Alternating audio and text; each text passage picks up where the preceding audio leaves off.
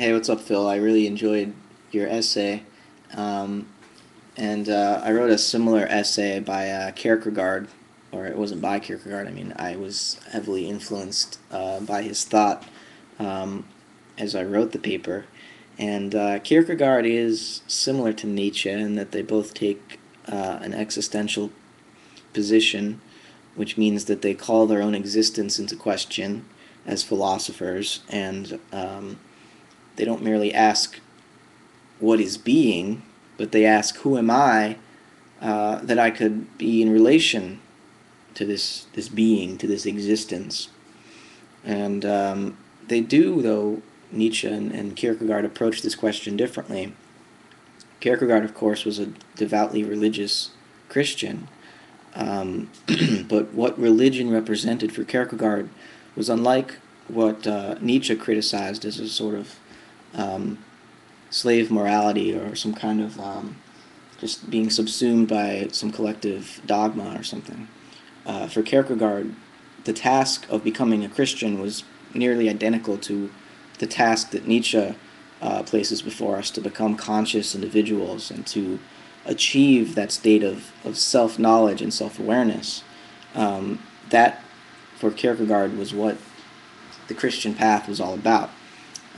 So while on the surface they may seem to be in complete disagreement, Nietzsche being an atheist and Kierkegaard being a Christian, really they're talking about the same thing.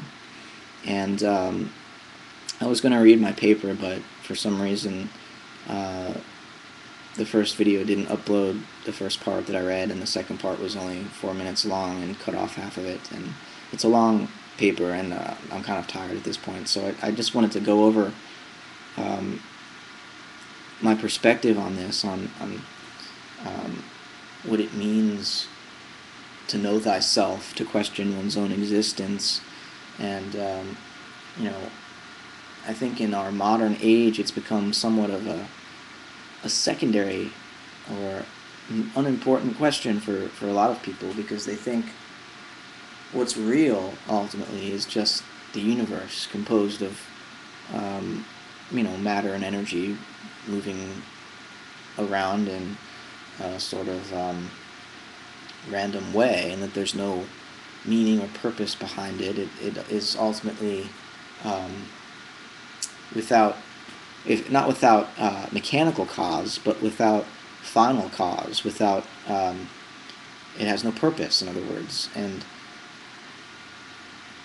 we kind of assume that that's just all there is to it, and never ask this question, but how is it that I'm conscious of such a world? Because it does require another level of abstraction that, frankly, I don't think a lot of people even get to that point, where they not only um, assume the knowledge given to them by their society, which in our age is, if it's knowledge, it's coming from science. That's the institution which most people look to for the truth. We assume this knowledge of reality, but never question how it is that we know that. What is knowledge? This seems to be a question which arises as sort of, again, another layer of self-reflection upon the question of just being itself. There is being, but then there is a human being who knows about being. And when you start to question that human being, that individual mind, or your own sense of identity, it ultimately becomes a spiritual problem. Nietzsche calls us a fantastic animal, implying that we require a certain degree of fantasy in order to be satisfied in life. And by this, he means that when we ask, who am I? Why am I here? What is my purpose? He seems to be implying that it's a delusional question. It has no answer. And that, for him, eternal recurrence, affirming eternal recurrence, that basically the physical world, you included, is like waves crashing to shore, moving in and out. There's a will involved here, but it's completely blind. It's just going back and forth, obeying brief habits. But I think Nietzsche was actually, though he saw that as what naturally does. He saw it as sort of human destiny to become more than that, to become superhuman in some way. And I think this is really our destiny in a way, or it's our responsibility and our purpose, if there is one, is to become conscious. I mean, we talk about consciousness, but for the most part, the vast majority of us have a sort of episodic consciousness. You know, we snap into it for brief periods during the day, and then we go back into our unconscious habits. And I think our task, our responsibility, our duty is to cultivate greater consciousness, greater awareness.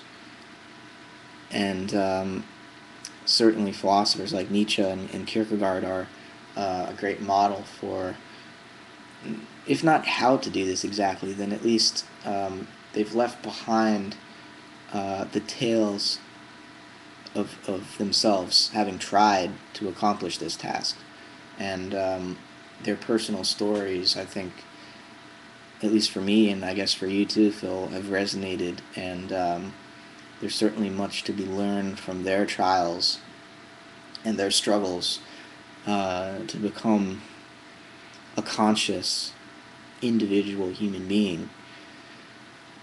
And, you know, that is where all philosophy really begins and ends, isn't it? We ask, or bring ourselves into question. We ask, who am I? And I don't know that we can come to some verbal or discursive answer, but that doesn't mean it's not a question worth asking. It doesn't mean it's not the most important question there is to ask. But, well, there's no buts about it, actually. Yeah, thanks for listening, and that was pretty good if that was only the rough draft. So yeah, I appreciate you reading it for us.